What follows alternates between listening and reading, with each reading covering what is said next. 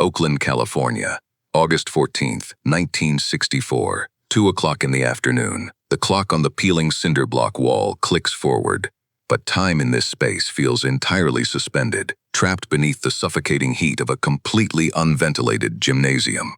There is no breeze pulling off the bay today, no relief from the blinding California sun beating down on the corrugated tin roof. The air inside simply hangs, thick and stagnant, pressing against the lungs with a heavy physical weight. It tastes of chalk dust, harsh ammonia, and the sharp, sour tang of decades of old sweat baked permanently into the warped hardwood floorboards. It is the kind of oppressive heat that demands a toll for every breath taken. In the center of the room, 50 men stand in perfectly rigid, aligned rows, their bare feet planted firmly on the rough canvas mats. But the center of gravity in this room does not belong to those 50 men. It belongs entirely to the man standing at their head. He is not merely a man. He is a monument to unyielding, uncompromising tradition. A 240-pound, fourth-degree black belt whose shoulders are literally wider than the entranceway door frames. Every muscle in his massive frame looks as though it were forged from iron, discipline, and absolute certainty. He moves through his katas not with grace, but with the terrifying mechanical precision of an industrial piston. With every thrust of his heavy fists, the thick starched canvas of his uniform snaps. It doesn't rustle. It cracks violently through the heavy air like a rifle shot, the sound echoing brutally off the bare concrete walls, a linear punch, a rigid block. He is the living embodiment of raw force, of structured geometry, of a system that believes a stone will always shatter whatever it strikes simply because it is stone. Suddenly, the violent cracking stops. He lowers his fists. The heavy, oppressive silence rushes back into the gym, broken only by the synchronized, labored breathing of his 50 students. The master does not look at them. Instead, he turns his massive frame slowly, lifting a thick, calloused finger to point toward the deep shadows at the far back of the room. His voice, when it booms, is absolute, carrying the weight of a man who has never been challenged and dripping with pure contempt. He orders his students to look at the corner. He tells them that the man sitting quietly back there, the Chinese actor who preaches about fluidity and adaptability, is a complete fraud. The master's voice rises, vibrating with the absolute arrogance of a man who has never been moved against his will. He declares that traditional, immovable structure is the only truth in combat. He preaches that true power is built solely in straight lines and hard angles, that submission to the ancient, rigid forms is the only path to survival, and then he delivers the final insult. He sneers, his voice echoing off the high rafters, and tells his 50 disciples that water, the very foundation of the actor's entire philosophy, is nothing but weakness. Water, he spits, is passive. It yields, it runs away. It is a coward's excuse for those who do not have the sheer physical strength to stand their ground. The eyes of 50 men follow the master's heavy, calloused finger through the stagnant heat, past the edge of the frayed canvas mats, plunging into the deepest shadow of the unventilated gymnasium. Sitting there on a rusted metal folding chair, entirely separated from the rigid geometry of the class, is a man who weighs exactly 135 pounds. He stands 5 feet and 7 inches tall. In a room obsessed with the uniform, the heavy starched canvas meant to visually broadcast rank, power, and lethal capability, he wears only a simple, unbranded white cotton shirt. The sleeves are rolled with precise, deliberate care to just below the elbows, exposing lean forearms, the light fabric stark against his dark, perfectly tailored slacks. He does not look like a professional fighter. He looks like a man who simply walked in from the California street to get out of the blinding sun. But the atmosphere immediately surrounding him feels fundamentally different than the suffocating tension occupying the center of the room. While the karate master vibrates with the aggressive, loud frequency of a man who desperately needs the world to acknowledge how dangerous he is, the small man in the chair is an island of absolute, unshakable stillness. He is not posturing. He is not tensing his muscles in anticipation of violence. He is not trying to shrink away from the scrutiny, nor is he trying to artificially inflate his presence to meet the room's hostility. His silence possesses a specific, crushing gravity. It is a quiet so deep and so grounded that it suddenly makes the master's booming, echoing voice feel frantic, brittle, and hollow. The man in the chair looks up at the vibrating giant with an expression of mild, detached curiosity. It is the exact, unbothered gaze of a master mathematician watching a proud student passionately write a fundamentally flawed equation across a chalkboard. He knows the structural math is wrong, and he knows that yelling louder will not fix the math. The master cannot tolerate this stillness. It is an active insult to his mass, to his volume, to the very foundation of his rigid worldview. He closes the distance across the gymnasium floor, his heavy, bare feet slapping against the warped hardwood with the heavy thud of dropping stones. The sound is meant to intimidate, meant to force submission before the physical gap is even closed. He stops mere inches from the metal chair, his massive frame completely blocking out the pale overhead fluorescent lights. He casts a long, suffocating shadow that swallows the smaller man whole. Leaning down, the smell of his sour sweat heavy in the air, the master demands that the actor stand up. He demands he prove his fake, formless street fighting against a true, immovable tradition. The small man does not flinch, does not narrow his eyes, does not let the aggressive invasion of his space alter his internal rhythm. He simply rises from the rusted metal chair. The motion is so smooth, so entirely devoid of friction or wasted effort that it barely registers as physical exertion. It is just a fluid transition from sitting to standing. He stands fully inside the giant's suffocating shadow, breathing the same stale, heavy air. But he does not drop into a wide, braced stance. He does not raise his hands to guard his chin or protect his center line. His arms hang loosely, completely relaxed, at his sides as if he is waiting for a bus rather than a beating. The master does not announce his intention. He does not bow. He does not breathe. He attacks. The violence is sudden, an explosion of kinetic energy meant to entirely erase the insult of the smaller man's unshakable stillness. It is a traditional, fully committed lunging reverse punch. It is a strike fueled by 240 pounds of pure, humiliated, angry mass, propelled by decades of absolute certainty. He drives off his heavy back foot, launching his entire body weight forward in a perfect, rigid straight line. Drops of sour sweat fly from his brow. The heavy starched canvas of his uniform cracks like a bullwhip in the suffocating heat. His massive fist moves like a freight train, a solid block of bone and tension aimed directly at the center of the smaller man's chest. The master expects a block. He anticipates a frantic, desperate retreat. He expects to feel the satisfying, definitive crunch of bone shattering under his overwhelming, immovable resistance. He expects the fragile structure of the Chinese actor to simply crumple under the sheer mathematics of his superior and power. But the resistance never comes. Bruce Lee does not brace for impact. He does not raise his arms to intercept the incoming strike. He does not step backward to flee the devastating force. He simply ceases to be where that force is heading. What happens next takes less than 5 seconds, but it is not magic.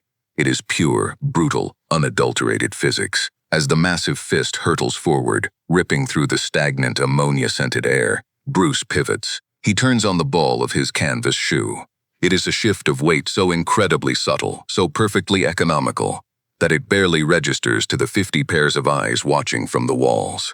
A fraction of an inch, a slight turn of the hips. He slips cleanly and perfectly inside the rigid linear path of the attack. The master's fist shears through empty space, tearing violently through the exact pocket of air where Bruce's chest had been a millisecond before. Bruce does not strike back. He does not counter with anger. He becomes the void.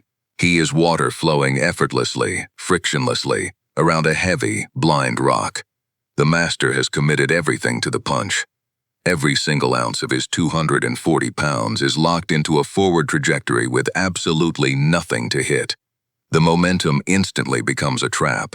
The giant is carried blindly, violently forward, betrayed by his own uncontrolled mass. As the master stumbles past him, completely off balance, Bruce makes his only physical contact. He raises a single relaxed hand. He places an open palm lightly on the back of the master's leading shoulder.